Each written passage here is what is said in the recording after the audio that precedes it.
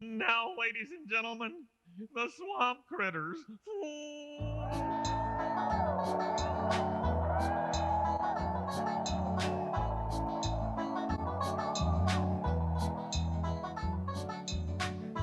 I've been round the world this morning. I have sailed across the sky. I have seen the seven wonders. Each time I look into your eyes. When thrifting the other day, or actually, 6 months back, but video production, I found one of these tapes. And it was enthralling and awful and weird, and I had to know more. So I got a couple more, and I'd like to give you a little taste of lost media that might actually be better off lost. Hey there, mate. Look alive. Who said that? I said that, landlubber. Now, I need to confiscate this poor excuse for a boat. So, step lively. Son, ain't you a little small to be giving orders? Excuse me while I step lively. Yeah. There a minute. What makes you think you can just walk up here and take me and my riverboat? Well, since you put it that way, time for lunch.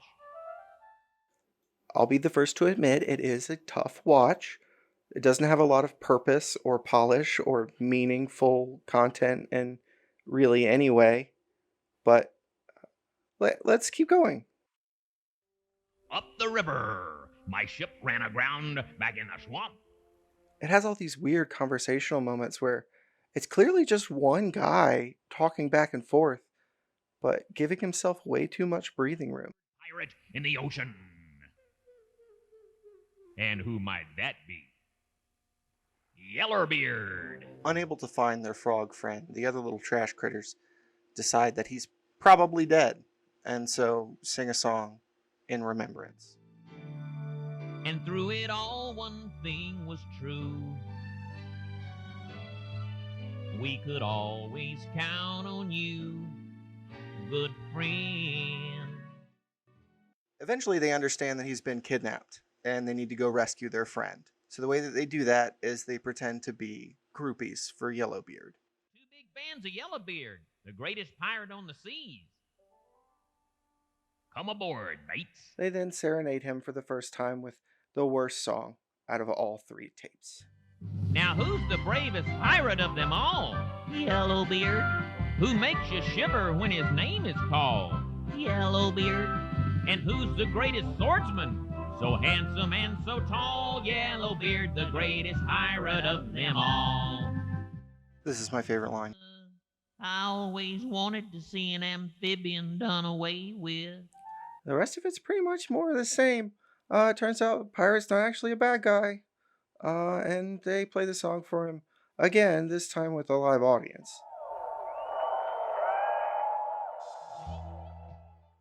Nearly all of this was the vision of a singular man, Bobby Goldsboro.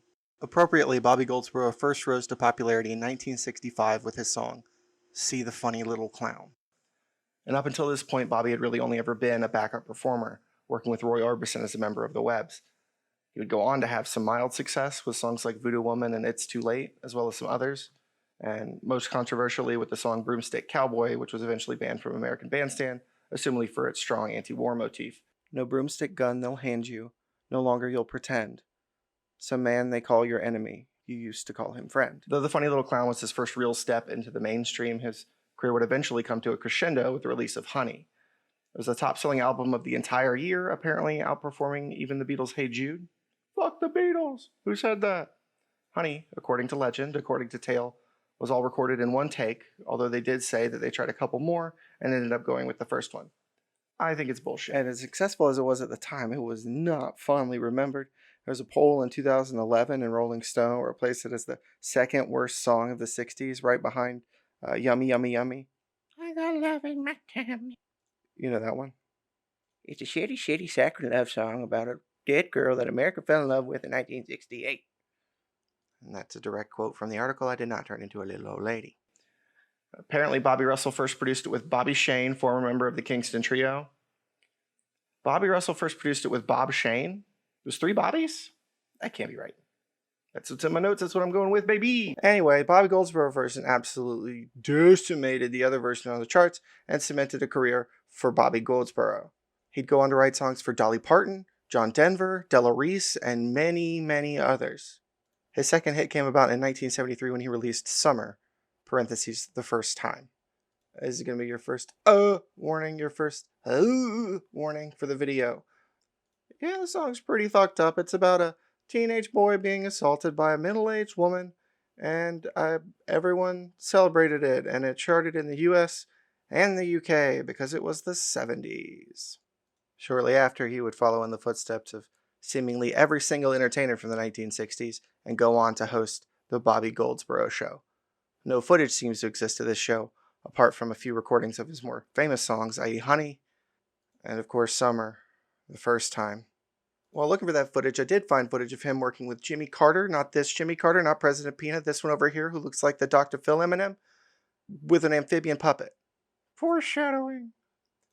His popularity would wane going into the 80s, and he would take a hard left turn with his career, instead opting to develop some animated children's programs based on children's books that he wrote, based on stories that he told his children. Eventually, he had an idea. A way to connect to kids with programming that he felt wasn't full of the violence and advertising and malpractices of modern children's network television. And the way he did that was to do all of it.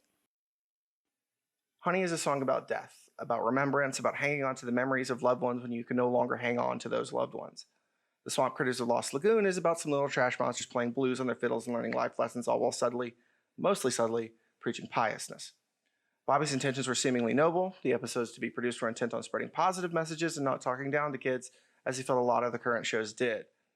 IMDb user Mr. Jiff describes the storyline. As they experience everyday life, the critters learn about values, virtues, emotions, and issues, including friendship, charity, kindness, acceptance of differences, conservation, and pollution. I mean, it's not bad. That was the time nearing the apex of Sesame Street and the boom of Charles Entertainment Cheese. That fucking rat. Mascot characters and puppets were bigger than they had ever been, and Bobby had a vision. And who would Bobby trust to carry out this vision? It's Bobby, baby, and not the other 2 Bobbies. This Bobby, the only Bobby that matters anymore in this story. Forget about the other ones. It didn't matter. I just thought it was funny that there were 3 Bobbies. Apart from writing every episode, writing at least 4 songs for each one of those episodes, he also completely funded the show for 3 seasons entirely out of his own pocket. He wrote over 100 unique songs, and some of them are bangers. I've had Gumbo Dancing stuck in my head for about 4 months now, I think. His intent to eschew involvement from any big producers was apparently because he thought that they would give in too easily to trends and push for more action or violence as opposed to what Bobby wanted to do, which was storytelling and moral high grounding. And it's not like the show was thrown together. It was pretty complicated. Each one of the mascot heads supposedly had like $20,000 of animatronic tech shoved in there. I don't really believe that. And was it money well spent? That's up for debate. But nearly 100 individual puppets and characters were created by Peeler Rose Productions for the first 52 episodes. And as far as I can tell, Peeler Rose Productions are still in business.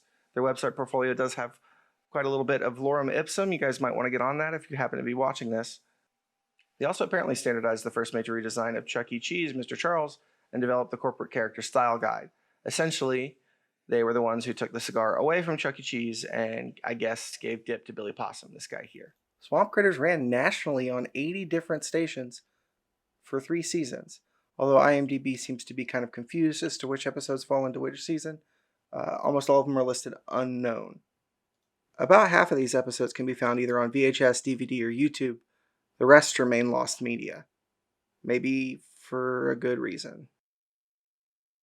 If I'd gone to the network, I would have had to have a lot more action on the show, Bobby says. On the network shows, everything is fast cuts and fast movements. Anything that's what the kid wants to see in the day and age of video games. It's the music that's on a children's show, but it's not children's music. I've never understood talking down to kids, treating them like they're imbeciles. Several shows do that. As a child, Mr. Goldsboro spent a lot of time in the world of make-believe, he says, so it's no surprise that he's now involved in children's projects. His 3 children, 2 daughters and a son, are all adults now and with careers outside of the entertainment field. Okay, now second content warning, warning. In the 1980s, there was a pretty nasty court case involving the divorce of Bobby Goldsboro from his wife, and within that court case, there were testimonies purportedly from the only source I could find, given that from one of his daughters, that Bobby Goldsboro did exactly what you don't want him to have done. He publicly denied it, and he never got custody of his kids back, and from what I can tell, they've changed their names and do not associate themselves with him. The more you learn about an art piece, the less conceivable it becomes for it to have been made in any other way or by any other person. At the end of the day, fascination is not the same thing as appreciation, and art exists in as much context as the viewer allows. What we need to do is remember to ask why the art was made. Was it made out of a desire for atonement or as a smokescreen? Art was never asked to be created. It was brought into this world kicking and crying and screaming, just like the rest of us. Separating the art from the artist is a question that's been answered to death. You can't separate an artist from their art because all you do is actually just add additional context to their art. The artist is more deeply ingrained in this television show than I think any writer, director, creator is or has been in any major TV show that I've come across. This is pure Bobby Goldsboro.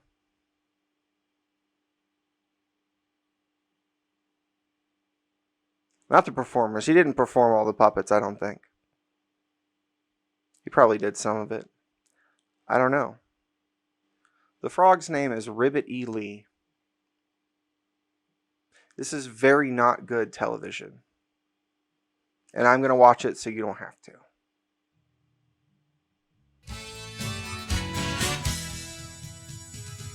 Step across your foot from the right to the left. Then you do it from the left to the right. You point all your fingers straight to the ground and your elbows up to the sky. And everybody's gumbo dancing